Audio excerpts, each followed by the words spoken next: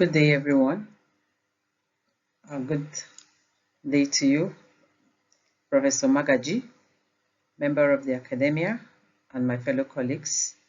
My name is Hajara Opalo Ademu, is PhD students of Center for Sustainable Development, University of Abuja.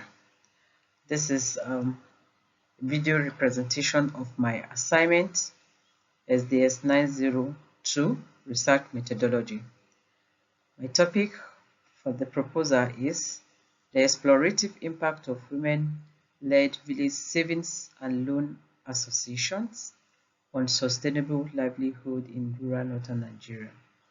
A cross-sectional study of KILANKWA community in KWALI Area Council of the FCT.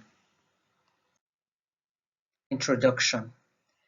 In rural northern Nigeria, women often face significant challenges in accessing financial services, limiting their economic empowerment and contribution to sustainable livelihood. Village savings and loan associations have emerged as promising approach to address these challenges, enabling women to pool resources, assess and invest in income-generating activity. This study explores the impact of women-led village savings and loan contribution to sustainable livelihood in northern Nigeria. Problem statements. To investigate the long-term impact of women-led village savings and loan in sustaining livelihood in KILANKWA community. Literature review. From available literature, it is found that few studies in rural FCT and northern Nigeria have been conducted on VSLA. Another gap from the literature review also indicates that most research focus on microcredit and not on savings-based model. There's also a minimal evaluation of long-term household wild impacts. The theoretical gap identify lack of gender-responsive and culturally grounded frameworks. So, this study uses a mixed method approach in order to fulfill this gap. Proposal objectives and goal. The aim of this is to examine how women-led village savings and loans contribute to sustainable livelihood with a case study of KILANKWA community. The objectives include to examine the role of village savings and loan associations in improving women's financial inclusion and income levels, to evaluate the contribution of village savings and loan to household poverty reduction and resilience over a long-term period. Another objective is to provide policy recommendation for enabling the effectiveness of village savings and loan association in rural development. Methodology and approach. So, the design is a cross-sectional study, and we will be employing a mixed methodology, that is quantitative use of questionnaires, qualitative FGDs and KIIs, that is key informant interviews.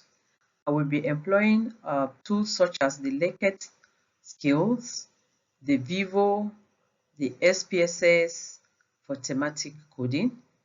Analysis will include the use of chi-square, logistic regression, and descriptive statistics. Expected outcome and deliverables.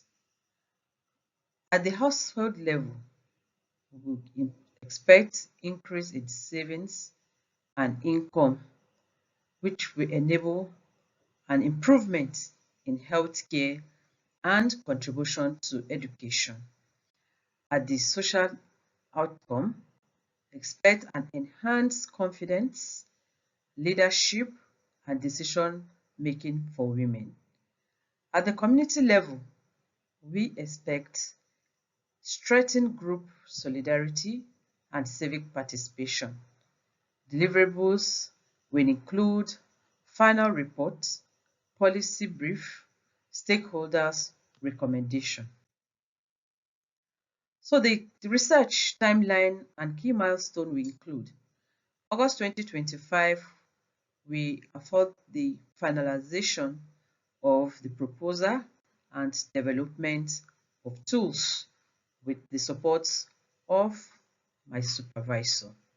By September 2025, I believe we'll be able to train field staff for pre-test of the tools to enable us to be able to dictate in case there are gaps that need to be addressed before the final deployment in KILANKWA community. By October, we hope that the pre-test will be concluded and all other recommendations inputs put into the development. So by October 2025, data collection will take place in KILANKWA community, which is our case study community in FCT. By November 2025, the transcription and data cleaning analysis will be concluded. December 2025 will be kind of submission of the draft reports and validation of the reports.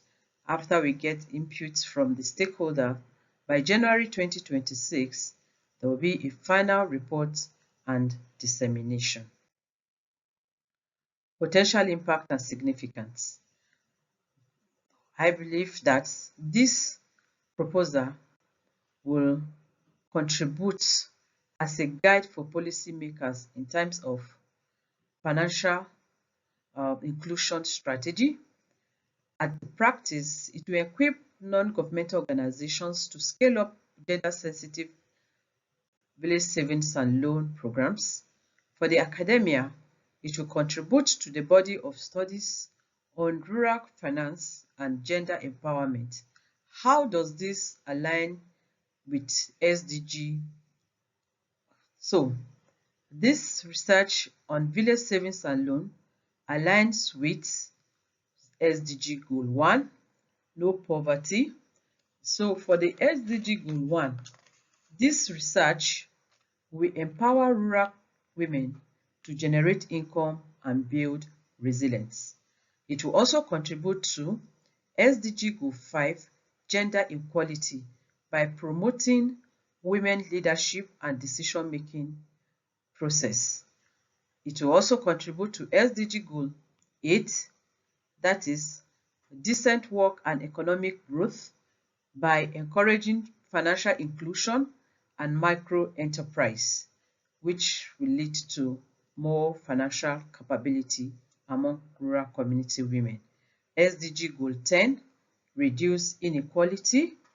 By this VSLA, I believe it will be able to reduce gender and rural-urban disparity in terms of financial access.